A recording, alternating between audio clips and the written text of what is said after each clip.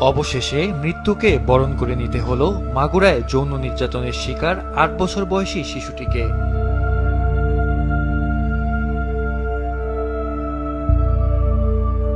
সবার আপ্রাণ চেষ্টা ব্যর্থ হয়ে গেল।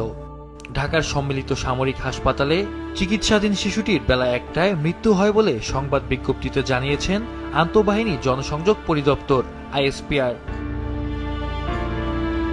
জানানো হয়, চিকিৎসকদের সর্বোচ্চ প্রচেষ্টা সত্ত্বেও তাকে বাঁচানো সম্ভব হয়নি। শিশুটির আজ সকালে ৩ বার হৃদযন্ত্র বন্ধ হয়ে যায়। রক্তচাপ ও অক্সিজেন লেভেল অনেক কম থাকায় মস্তিষ্ক ঠিকভাবে কাজ করছিল না বলে জানান চিকিৎসকরা। এর আগে গতকাল তার ৪ দফা হৃদযন্ত্র বন্ধ হয়েছিল। হাসপাতালের শিশু বিভাগে নিবিড় পরিচর্যা কেন্দ্রে তার চিকিৎসা চলছিল।